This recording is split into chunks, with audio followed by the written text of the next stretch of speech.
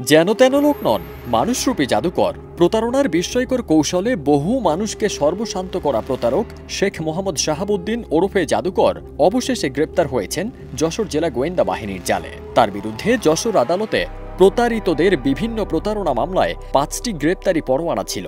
দীর্ঘ ৫ বছর পলাতক থাকার পরও নানা কৌশলে তিনি ধরাছোঁয়ার বাইরেই ছিলেন। ২৭ জুলাই মধ্যরাতে এসআই অলোক কুমারদের নেতৃত্বে এএসআই মোহাম্মদ শামসুজ্জামানের গোয়েন্দা টিম গ্রেপ্তার করে প্রতারক জাদুকরকে। চৌগাছা থানাধীন দেবীপুর বাজার সংলগ্ন উই কেয়ার প্রজেক্টের একটি আবাসন প্রকল্প থেকে তাকে গ্রেপ্তার করা হয়। প্রায় ৫০ ঊর্ধ্ব শেখ মোহাম্মদ শাহাবুদ্দিন ওরফে জাদুকর যশোরের কোতোয়ালির খোলা ডাঙ্গার মৃত গোলাম কাউসারের ছেলে।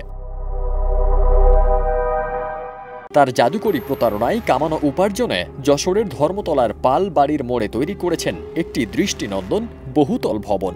ইচ্ছে মতো নিজের আখের গোছানো শেষে সচেতন ও দায়িত্বশীল অভিভাবকের মতো পরিবারকে নিরাপদ দূরত্বে রেখে সংসারের খেয়ালও রাখেন। পরিবারকে গুছিয়ে দিয়ে নিজের ইচ্ছে মতো জীবনযাপন শেষে একসময় কথা দিয়েছিলেন প্রতারণা করে মানুষের কাছ থেকে নেওয়া টাকা ভুক্তভোগীদের ফিরিয়ে দেবেন, কিন্তু সেখানেও করেন প্রতারণা। কথা রাখেননি জাদুকর। প্রশ্ন হলো, এভাবে আর কতদিন? এদিকে গোপন তথ্যের ভিত্তিতে গোয়েন্দা টিম খবর পায় দীর্ঘদিন পলাতক থাকার পর চৌগাছার কোনো একটা জায়গায় নির্মাণ শ্রমিকের বেশে গা ঢাকা দিয়েছেন জাদুকর। অত্যন্ত গোপনে কাজ করছিলেন নির্মাণ প্রকল্পে, যেন কিছুই হয়নি, অথচ তার অতীত ছিল প্রতারণায় ভরপুর। নানা সময়ে নানা পরিচয়ে মানুষদের কাছ থেকে টাকা হাতিয়ে নিলেও অনেকেই বুঝে উঠতে পারেননি তার ফাঁদে পা দিচ্ছেন। ইট বালির কন্ট্রাক্টর হিসেবে ছদ্মবেশে টানা কয়েকদিন নজরদারির পর এসআই অলোক কুমারদের গোয়েন্দা টিমের জালে ধরা পড়েন জাদুকর। তবে জাদুকর প্রথমে তার নাম পরিচয় অস্বীকার করলেও পরে লাইনে আসেন।